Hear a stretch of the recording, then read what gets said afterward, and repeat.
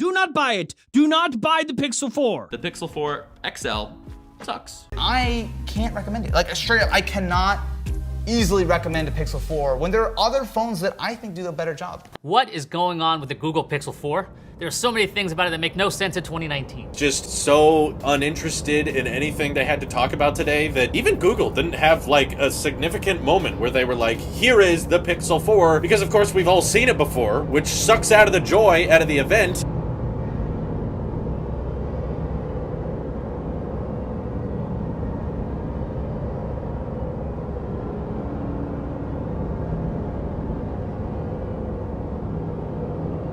What the? Do not buy it. Straight up, I cannot easily recommend it. In fact, they always Sucks out of the joy out of the event.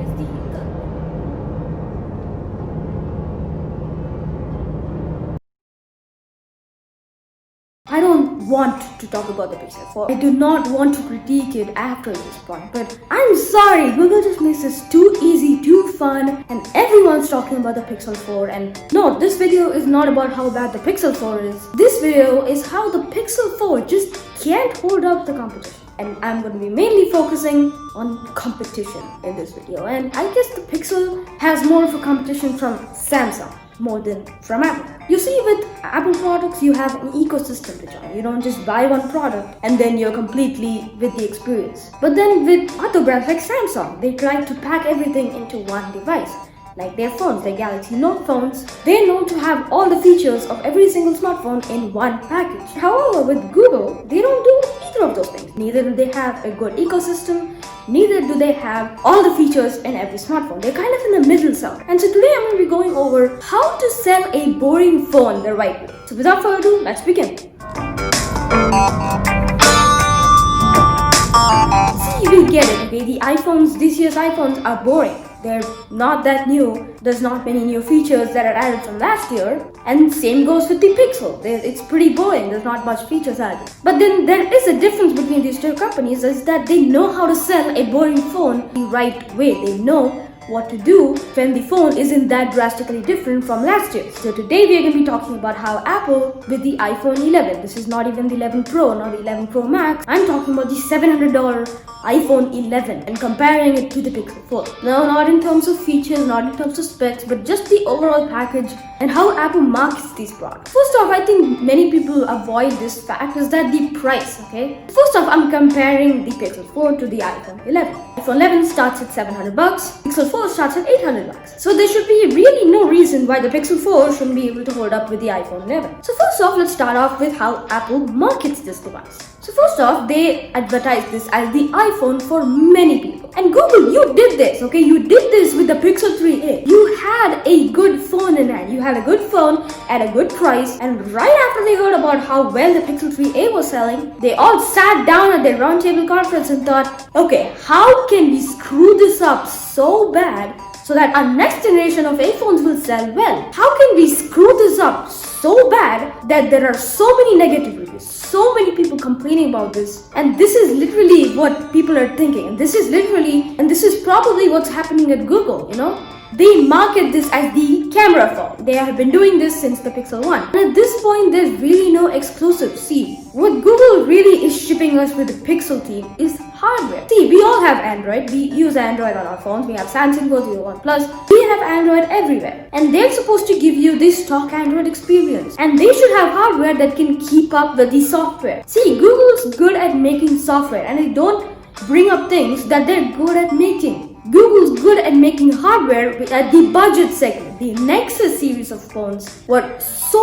much better, not because they had better features or better specs, it's because they were priced lower, and a lot of those issues were excused because just the price was lower. You know, the thing that happened for the thing that works for OnePlus is that no, their phones aren't the best. They don't have the best cameras, they don't have the best specs, they don't have the best customer satisfaction rate. But what really is a selling point is that the prices are lower. A lot of those problems, a lot of those missing features can be excused if just the price was lower. See, the thing with the Pixel 4 is that being a flagship phone, it's missing out on so many creature comforts and so many features that we've been having for so long on flagship phones. And if just the price was lower, then say $500 or $600, a lot of those problems would not even be problems. It's because we would excuse them because the price is lower. However, if you price a phone at $900 and then have all of these compromises, that's unacceptable. You should not have those kind of compromises if you're paying that kind of money. A flagship phone is a flagship phone. It's what it is. It's the top of the line. It's the one that should have most features,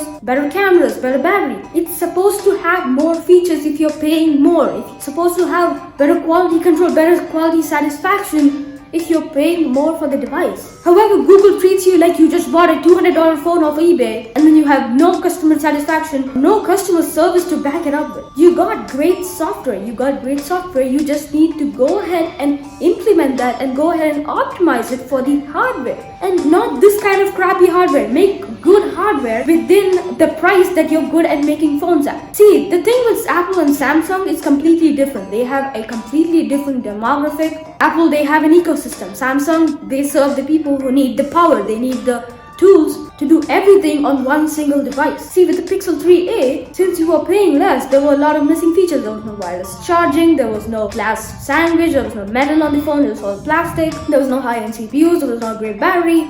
But all of those things would be excused because it's a $400 phone. However, with a phone double the price, you should not have as many compromises as a phone that's $200 or $400. And as a lot of YouTubers pointed out, it's just that there are better options out there. Even if you're paying less, you're getting better phones. Say the iPhone 11 again, or even the OnePlus 7T, or OnePlus 7 Pro, OnePlus 7. All of these are so great at that lower price tag, and they have compromises, but the thing is their prices are lower, so no one cares. They're excused because their prices are way lower than the Pixel 4. And that's not even considering the iPhone 11 Pros. Those are amazing devices. They have fast chips, they have amazing cameras, amazing battery lives, and those are just another level of smartphones. And yet if you're trying to compete with them in the price tag, then even the hardware and the software, which are supposed to be optimized for each other, should be in the level of the price tag that you're paying for it. It should be at least able to hold up to that iPhone, top of the line iPhone. And even if it can do that, hold up to the cheaper iPhone, hold up to the iPhone 11, hold up to the OnePlus 7. You're not able to match the speed of even the $700 iPhone 11 or even a $600 OnePlus 7, and yet you're charging premium prices for something that's not even worth $100. And there were a lot of problems with even the durability of the Pixel 4. You must have seen jailbreak, everything bent test. It did crack along the antenna bands, which was, kind of embarrassing because for a long time now, no phone has broken for a long time on his channel, which is durability tests. So it was kind of surprising that the Pixel 4 just randomly broke on the sides, and it's funny to think that it's a less durable phone than the previous Pixels. And also, has someone brought this up? Please bring this up. The display brightness is complete garbage down on the Pixel 4. Has no one noticed this yet? Why are people not bringing this stuff up? Pixel 4 has a display brightness of 430 nits. Guys, the iPhone 5 from 2012 had a display brightness of 550 nits. Get this right, you have less brightness than an 8-year-old phone. How is this acceptable to Google? How is this acceptable to the customers? Putting this in contrast, the iPhone 11 Pros, they have over 1,000 nits of brightness. What are you, Microsoft? And also not deciding to sell the phone in India and all that radar crap that doesn't even work 90% of the time. Yeah, I don't care, okay? And I've told you in the past, I don't want the Pixel to die. I don't want it to get hit. It's just that Google makes it so easy to point out the flaws because the price is high, because the price is in the level of Galaxy Note 10s, of iPhone 11 Pros. At that price, there should really be no reason why this wouldn't be able to hold up with the big boys, the big flagships. And my only recommendation to Google is that go back to the older Nexus, like go do the Pixel 3a. I had zero problems with Pixel 3a. Look, it's a budget phone, okay? It has problems, yes, but then look at the price, it's $400, and at that price, I think it's completely fine. You can have this compromise. And this is the only way they'll even be able to survive in the smartphone market from now on. Because if you're going to continue with this kind of thing, and this isn't working out, Google. Stick to ads and selling users data. It gets you more money than this. Anyways, that's my extended rant. And if you want to keep ranting even more, go watch my 20-minute rant on the Pixel 4. Anyways, this is your Tribune, and I will see you all next.